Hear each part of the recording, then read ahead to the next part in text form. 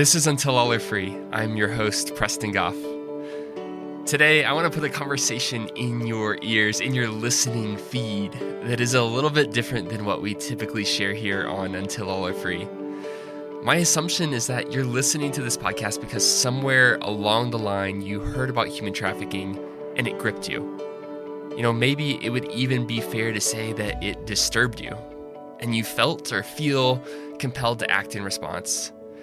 I'm willing to bet that it's pretty likely that you heard a story about another person who was impacted by the crime of human trafficking, and in that human connection that the story created, you were stirred. Those stories can be really sticky, can't they? It's hard to let go of them, and that's actually a beautiful thing because it continues to motivate us to move, to act, to respond on behalf of another human being. Today on the podcast, I want to invite you into the Exodus Road's process of sharing stories that document our impact in the fight against human trafficking. Today is a look behind the scenes, per se. We have a special guest, Amber Van Schooneveld. Amber is the Senior Director of Marketing here at the Exodus Road.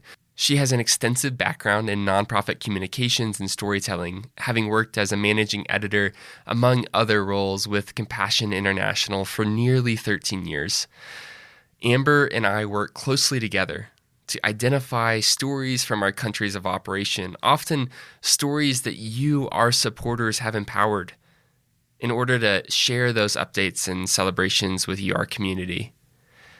Today, Amber and I chat about what it means to commit to ethical storytelling at the Exodus Road and why we have chosen to not use real imagery of survivors from raids in our stories.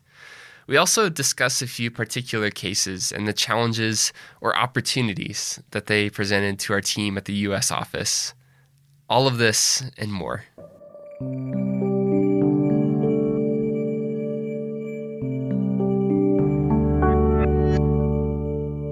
All right. Well, I want to welcome Amber Van Schooneveld to the podcast here on Until All Are Free. Amber, it's a joy to have you in the same room and to have you on the podcast. I wonder if we can begin just by having you introduce yourself and just sharing a little bit about what your professional role here at the Exodus Road is, but also what your professional and personal background has been. Yeah. So my name's Amber. I am a mom of two and a wife. I'm a Colorado native, so I was born and raised here. I love Colorado, doing all things outside. And professionally, I've been in nonprofit marketing for 15 years or so. I started out with Compassion International. I was there a good long while. And I always wanted to get more involved in work fighting human trafficking. And so now I'm here at the Exodus Road as the Senior Director of Marketing. Yeah, absolutely. Which means, dear listener, that I spend my days sharing content with Amber and working closely with her. I also report directly to her, so it's a little bit gutsy, but bringing your boss onto the podcast. And let me tell you, Preston is really hard to work with. I'm sure you guys can tell if you're listeners. Yeah, no, it is a delight to work with you, Amber, and to be involved in this work together. And I'm so grateful that you did feel this passion for finding an opportunity to work in the anti-trafficking space. I know I speak for so many of us here that we're honored to have you with us. So I want to just begin, and I want this just to set the expectations for our audience. Like I want today's conversation to be truly conversational. So I'm hoping that you listener can walk away with a good understanding of just maybe who I am and who Amber is, and then through that, gain an understanding of the way that we tell stories here at the Exodus Road and engage in the work of storytelling, engage in the work of marketing, dare I say that evil word, and learn something about the issue of human trafficking in the midst of these conversations. So I want to just kick off by asking you, Amber. Amber, I know you've spent a lot of time traveling for your job, traveling around the world, and as have I. And I'm just curious to know, what is one country you visited that you consider living in, and why is that? Yeah, so I have an immediate answer to this. I have only been once, but I love the Philippines. Mm-hmm. And there's a big expat retirement community there, and I completely understand why, because the people are so warm and welcoming. They're also fun and funny, and it's also just a beautiful country. I remember one of my favorite memories is having Halo Halo there on the beach. And recently here at the Exodus Road in our U.S. office, we made Halo Halo to celebrate one of our rescues in the Philippines. And so if you, listener, ever have a chance, go to the Philippines, have Halo Halo. I don't know if I'm pronouncing it right. It's like shave ice with all kinds of yummy toppings on it. Yeah, it is delicious. Yeah. I want to know, Preston, where you would live. Yeah, good question. I think I would probably say one country that I'd consider would be Southwest China, specifically in rural China. I spent a lot of time traveling there. I think there would definitely be some difficulties being an expat in China, but I think just in terms of the beauty of the culture, the beauty of the people, the beauty of the landscape and the food, that's a place that's really near and dear to my heart. That's kind of the first thing that comes to mind. Obviously, we've already said, you felt a draw to this work, as did I. For anybody who's involved in this work, one of the things that I'm curious to know is, what do you hope that you can leave as a bit of a legacy in the midst of this fight against human trafficking? It's a big question. Yeah, that's a big question. It is kind of audacious to think that an individual can have an impact when it's truly like syndicated, crime that you're going up against. But if you can have even the smallest impact, it's worth it. I think sometimes we look at the huge problem and say, well, there's no way I can end world poverty or whatever the issue might be. And then it defeats us. But instead, if you say, well, I'm going to do all I can and leave breadcrumbs, and hopefully in that trail that we leave with our lives, an impact is made. Even if it's just one person or two people or three people, it's worth it. I think for me personally, I would like to leave a legacy of compassion and kindness amongst my family, amongst the people I work with, and then with the work I'm doing. I hope that just the act of compassion for other people who are in a difficult situation makes a difference in their lives and makes their lives better. And usually we don't necessarily know people who work in nonprofit work but not on the front lines. We don't always know the long-term impacts. And so I think you just trust that the work that you do, that I do as a marketer, does matter to one person. And maybe someday we'll find out what that is, or maybe we'll never know, but I still think it's worth the work. Yeah. Well, I'll be what fair. do you want? I'll answer those questions. Yeah. So, I think it is an audacious statement to say, I can leave a mark. I can have an impact in this fight.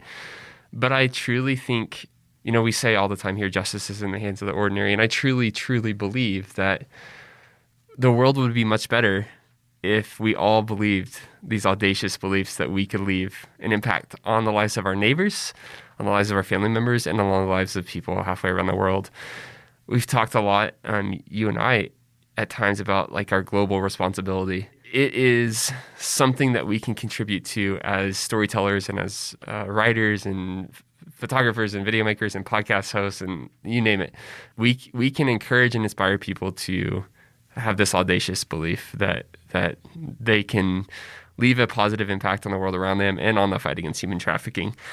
I think personally for me, when I think about the mark that I hope that I leave, I hope that as a member of a generation of storytellers helping to proclaim the stories of the fight against human trafficking, that we are able to succeed in just overall raising the general awareness and understanding and comprehension of the issue. Because I think there's just so much more work to be done in terms of general awareness, but then also comprehension and education. So yeah, I hope that I can contribute to that in some way.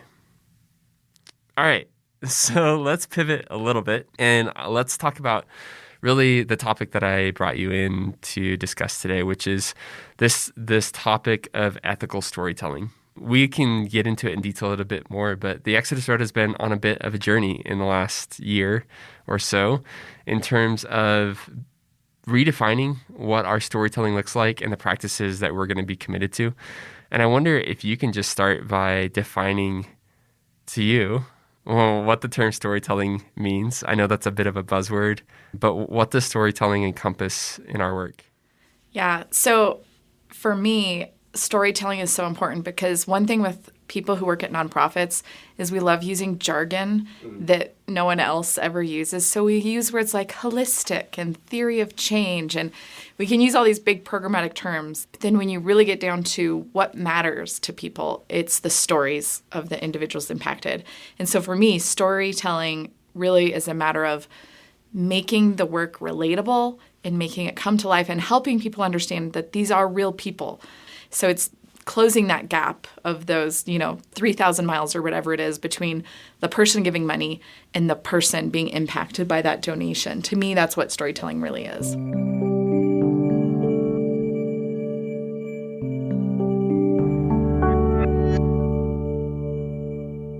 I've talked to a lot of people involved in this fight, and I often ask them, like, what was the moment? Did you have a specific moment that you remember that, like, the light bulb came on for you and you felt this, like, deep connectedness? Nearly always, their response goes something like this: yes, and I heard the story of so-and-so, or I watched this movie and it told me the story of so-and-so. It's never like a data-based like stat or something like that. Those are helpful for gaining a better understanding of an issue, but it's the connection to humanity that draws people in, and I think inspires people to continue in the midst of moments of hardship. So in the context of our work at the Exodus Road, what are the kinds of stories that we are actively sharing or seeking to share with our audience? What are the stories that we prioritize? Yeah, well, we, I think, are in a unique position because we really have the middle of the story to tell when it comes to one person. So there's usually a beginning, a middle, and an end of a story. Yeah. And we really try for our stories to be survivor focused, so really focused on the individuals who are being impacted by trafficking that are being removed from that situation. But we're in this place where, we don't always have the beginning of the story. Our investigators interview these women and children to learn their stories, but there's only so much they kind of learn during those interviews because they're investigating in order to have, the evidence police need. So we have little tidbits there. And then when someone is removed from a situation, that is a really vulnerable moment in their story. And we aren't going to rush in and interview them and take pictures and get the story. Our job is to protect them and ensure they're moved on to the next phase of their story where they're receiving care. And so we don't have the end of the story. Most of the time, the moment of rescue is the middle of the story. It's not the end of the story. Yeah. And so we're just in that unique place. It's amazing to be able to share rescues. They're so exciting, but it is just one part of the story. Yeah. I don't know if that's what you were looking for. No, I mean, I think that's part of it. I think, one of the heroes or the protagonists, if you will, that we do center is the survivor. But another really are the national operatives, the law enforcement, the aftercare partners that we work with that we really consider as heroes because of their commitment to their own country and the well-being of the exploited and the vulnerable in their own country. So I think there's a few key stories that we prioritize. As you've mentioned, though, there's all sorts of complications and challenges as it relates to how we tell those stories because of our commitment to not re-exploiting a survivor in a moment of rescue. I wonder if we could just spend a minute and discuss how that creates challenges for us as storytellers in this work. I think so often I want to be sharing these stories of survivors that are as open and as vulnerable as possible. But we're also deeply committed to protecting a survivor. And I wonder if you could just help us think through some of the practical implications of what that looks like in this work. Yeah. As we kind of said before, our starting point with our storytelling is we want to be survivor-centric. Yeah. And so we don't start with what makes the best story or what will get the most donations. We start with what's actually best for the survivor in this moment. And that leads us to make choices that you might not otherwise make as a storyteller. In this one case, we received a report from our team in India, and it included the picture of a young girl who had been removed from a trafficker. It had been a Romeo trafficker who pretended to be a boyfriend, gained her trust, said, hey, I can get you a really good paying job in this city in India. And when she arrived, it was actually sex trafficking. And so she had been removed from that situation. In the report, we have the picture of the girl during the time of the rescue. And she just looked so young and so innocent. She had been removed from ever actually even being trafficked. They were able to work with law enforcement to remove her the same day. And just seeing that photo of this young girl who was removed from exploitation before it happened was so extremely moving to me. Yeah. But in that moment, I know I'm not going to share that photo with anyone else because she probably doesn't want that photo out there. Her mom or her family members, they don't want that out there. And even if you blur the face, it's still such a tender moment in this person's life that we're choosing to protect and not to share. And so it's a really choice to make. It's a choice we've already made, so we're not making it each time. We have this policy in place that we're just not going to show the photos of people when they're in this moment of being removed from trafficking. Because if we did share that photo, people would be really moved and they would probably donate, realize the reality of the situation even more. But what's more important to us even than that is protecting this young girl. And so that's always our highest priority, and our commitment is to that survivor. Yeah, absolutely. And just to be clear on the details of her story, she was exploited to the degree that she was trafficked from one location to another, but was not a victim of sexual exploitation at the moment. Yeah, so she was on the same day about to be sold for the very first time. And then law enforcement were able to arrive there and remove her before she was ever sold. So it was literally the same day that she was going to be trafficked for sex, the same day, and she was removed from that situation. It's a good distinguishment to say, like, we're not journalists in our storytelling here at the Exodus Road. That we're really holding that value of being survivor-centric at the forefront of everything that we do. I think as creative director, one of the major challenges that represents for me is that we have to rely so much on representative content for every story that we share. And as our teams are being highly successful in the field, it becomes more and more challenging because it's more and more stories of rescues and interventions that are successful that we have to find a way to storytell using representative imagery. You know, a lot of times, I know you know this, but a lot of times that can mean stock imagery. And when we use stock imagery, we go out of the way to indicate that we're using stock imagery because we want to be clear as our audience sees and kind of digest the content that we're sharing. We want to be clear where representative imagery is being used. On the other hand, it also means setting up moments where we can capture and tell stories by shooting representative content in the field. And that has its own unique set of challenges, unique to each context that we work in. And so that's been just a complication. But I say that with hesitancy because I think it's the right kind of complication and the kind of complexity that we want to be leaning into. And so it's really an opportunity. It's really exciting.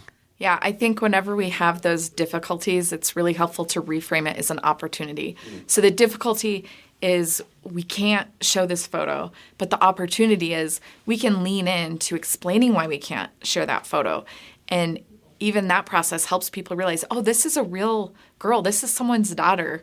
And that mom, is so glad to be reunited with her child. And she doesn't want that broadcasted, on the internet. And so my hope is that we can transform it into an opportunity to make people relate even more to people's experiences. Yeah, I think there's a vulnerability there where as a creator, I really hope that we can train an audience to say, oh my gosh, they're using representative imagery. Well, why are they doing that? Probably because they want to protect the interests of the survivor. And that's beautiful. And I love that this organization does this. And I want to lean in with them because of that. Yeah, that's a hope that I have, that in our commitment to this practice, we can teach a whole community online to see and digest content differently and desire different content actually altogether. Yeah. As a consequence of our work. Yeah, it's part of educating ourselves and educating the people who follow us as we're each learning more as we're continuing to do this work.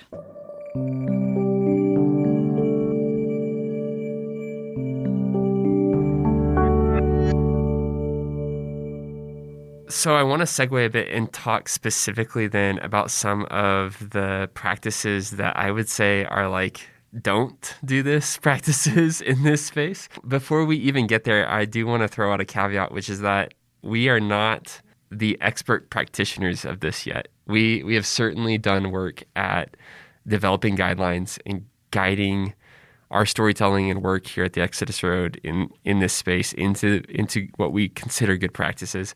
That said, so many of the cases that we interact with do bring up like new things to consider sometimes, and we're always learning, always growing. But I wonder if you might just help highlight maybe some of the practices, maybe practices that people wouldn't even think about as being challenging or as being helpful that we've implemented in this space, and maybe some of the like absolutely don't do this practices that you would discourage. Yeah. I think this is true for all kinds of nonprofits and not just ones that are working to fight human trafficking. But it's the issue of who you're portraying as the hero of the story, or who is the main character. And I've been to so many conferences where they say, always make the donor the hero. And I completely think our donors are heroes. So many of them are sacrificing in order to make a difference. But what can happen when nonprofits tell stories that are centered on the donor is we often portray the people who are being helped as helpless, as if they have no agency. And particularly in this context of people who've been exploited through human trafficking, it can almost be like we're using them again as this prop of someone who's helpless that a donor has come in and saved. And so we always want to champion the role of the donor and the role of our investigators, and at the same time, let the survivor be the main character of their own story. We never want to portray people as helpless or without agency. Our senior writer, Mary Nickel, is so amazing at this because her heart is to always write in a way that honors that survivor. And so she does an amazing job with this. But I think it's really easy as marketers to use that really easy story trope. But long term, it's just not healthy in terms of the way we're portraying people. Yeah, and I'd say it robs the donor of the actual story as well when storytellers lean too heavily into centering the donor as hero, because it chokes out any room for you to actually like see and feel and read and connect deeply with this human halfway across the world whose story is valuable and whose story matters. So I think that's beautiful. One way I like to think about it is it's powerful to think you're a hero, right? But it's even more powerful when you think of yourself as a peer to the people you're helping. Yeah. Instead of having this like, oh, you poor thing, I'm helping you out, realizing this is a peer, this is another human who I could have, been in their same situation. When you have that relationship, you relate to the person more. They seem more real to you versus if you just think of them as some abstract stand-in for a victim. Here at the U.S. office in our marketing communications teams, I've really appreciated the way that these new guidelines have allowed us to open up new conversations with our field teams, and I think just really healthy communication of what's taking place and how we can amplify the good work that they're doing.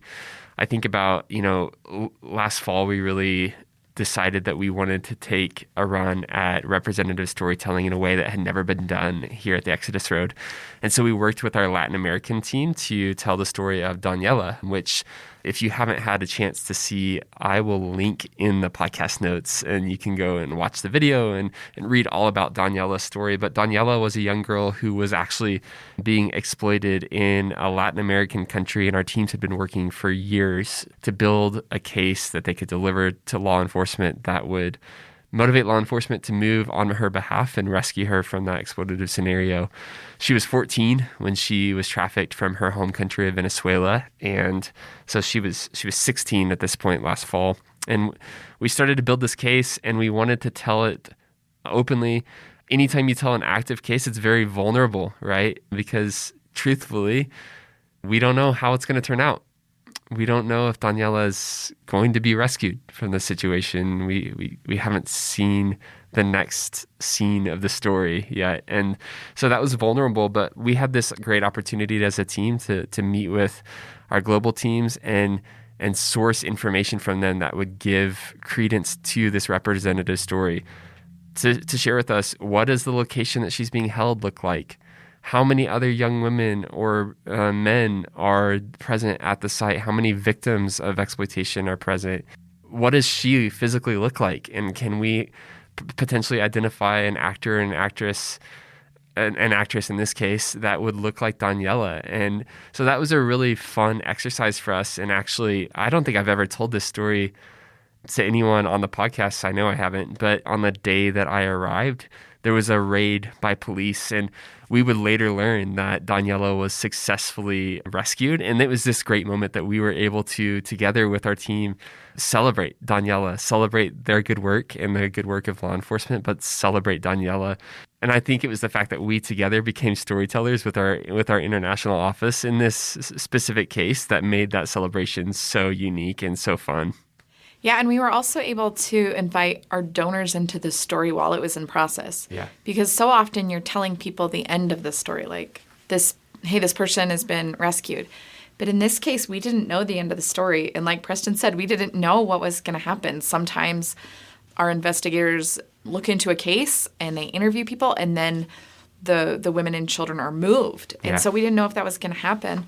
And so it was such a neat experience to develop this story and then begin telling this story, because we had even begun telling this story before that.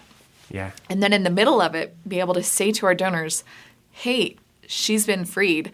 And the timing was so wild because we thought, are people going to think we're making this up? It's just a marketing ploy. But it wasn't. So it was really neat to be able to kind of communicate real time about this person we'd been sharing about, and hoping that people would connect to and realize, is this real girl who exists, who we're trying to remove from trafficking, and then to be able to say, hey, we got her. Yeah. So, that was extremely meaningful and moving. Well, and I think to bring it back to the ethical storytelling conversation, I know one of the questions that was on the mind was, will potential donors and supporters be as motivated by a Daniela who's free as a Daniela who's not, who's in exploitation?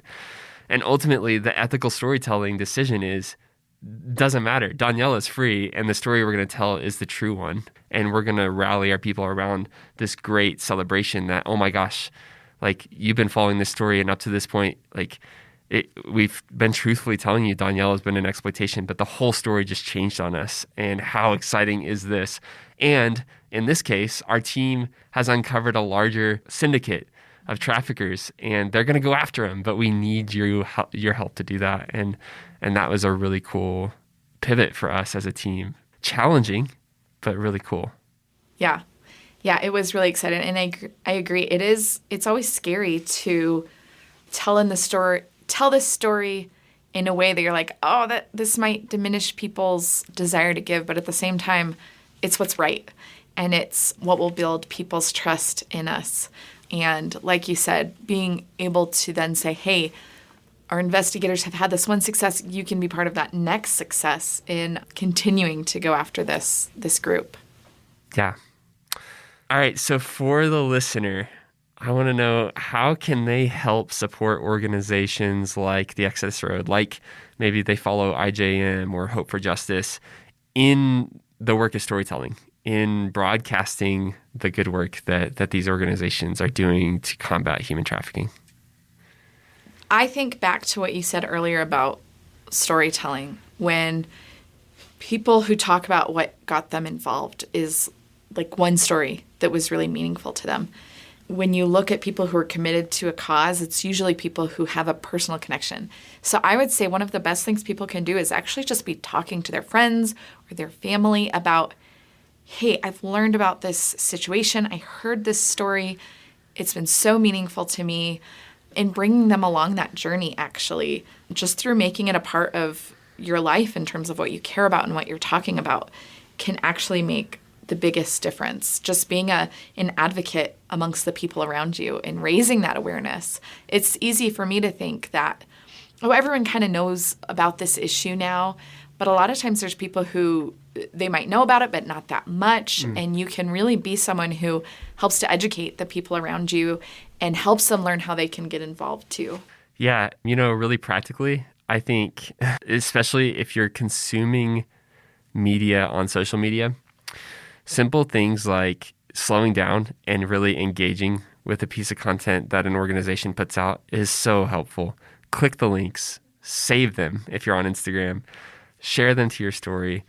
Notice if an organization is using representative imagery, because that probably indicates that they're thinking really deeply about the way that they're telling stories. I think just generally slowing down and engaging with that content in a really meaningful way is one way that you're going to help boost and amplify their work. You're going to help us cheat the algorithms, specifically as organizations telling stories on social media. And then, obviously, I know the question I asked was, how do you support the work of storytelling? Well, one way that you do that is by donating as well and empowering continued storytelling and continued success. And I think that can't be discounted. We tell our search and rescue community on the regular that this rescue was literally made possible by you. And the truth is it's 100% true. Like, the search and rescue community at the Exodus Road sustains the work of investigation, and none of those stories are going to be continuing to occur without that community. So yeah, and it's such a great opportunity to get involved in the work, because when I think of myself, I do not have the skills to remove someone from trafficking. Yeah. That is not my skill set whatsoever. And I don't know how to do it. And I would be the last person in the world you would probably pick to do that. But I know that just donating can seem like you're not doing something, but actually that is an amazing way that you're enabling people who do have the expertise, the training, the qualifications to be doing this work with law enforcement. Yeah. This really trauma-informed, survivor-centric intervention. Yeah. Yeah, exactly. It's not easy work. No. It's really hard work. And so it's such an honor to be able to be generous in order to enable people to do that work that we ourselves can't do. And it's an opportunity, really, to be able to be a part of a community that we couldn't do on our own. Yeah.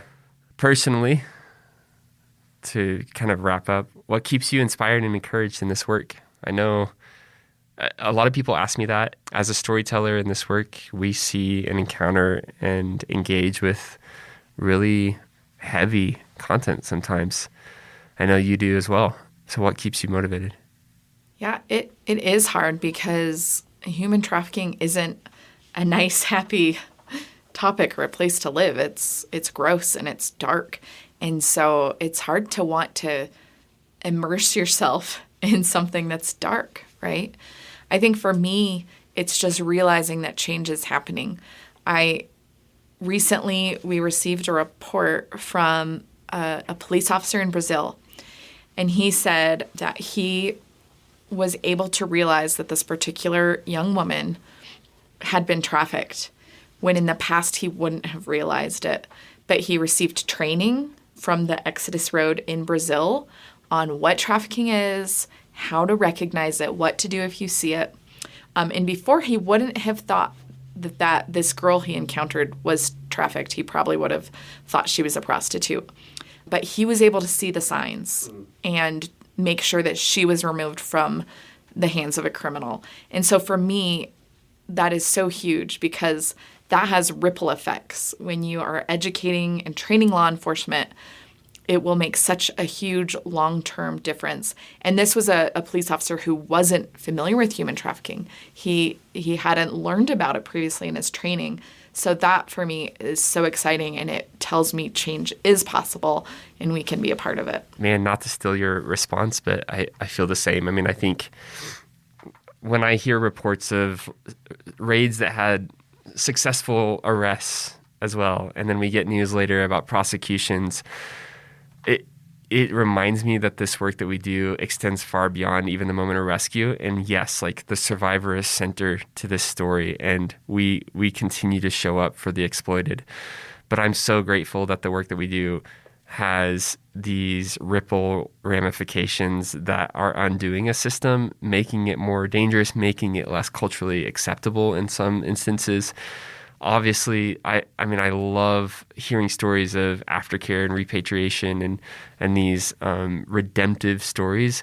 I also really love seeing an entire system undone by our work and seeing the ripple effects of that. I love that we're working in the Philippines now, where if you look at their progress in the last 2 decades, the Philippines has made significant strides towards the issue, and it's this country where you can look in and you can see actually a commitment to this work and in the same direction really does make an impact.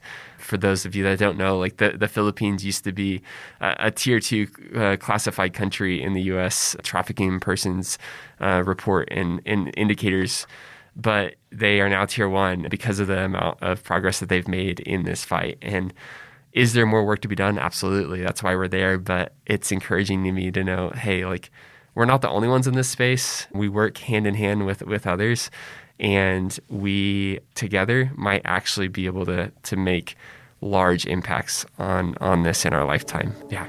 So, Amber, it's great to work with you, as I said. It's great to have you leading and helping the Exodus Road to think in critical ways about what it means to be survivor-centric and survivor-informed in our storytelling. I'm so glad. Thanks for coming on the podcast. Yeah, it was great to be here. And if I can just say one thing to all the listeners, thank you guys so much for your dedication to continuing to learn about this issue, to continue donating and being generous with what you have so that you can make a difference on the lives of other people, because it really does matter.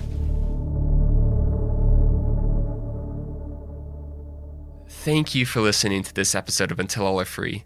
Until All Are Free is a podcast by the Exodus Road, a nonprofit with a vision for a world in which humans are never bought, sold, or exploited.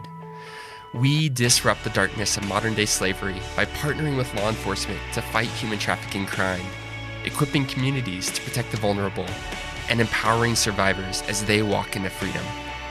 You can learn more about our work by visiting theexodusroad.com. This podcast is hosted by me, Preston Goff, and the music you've heard on the intro and outro was produced and generously donated by City of Sound. Listen, if you'd like to support Until All Are Free, one of the best ways you can do so is by taking time to rate and review us. If you're listening on Apple Podcasts, we are nearly at 100 reviews, and you could be our 100th. Your feedback really helps.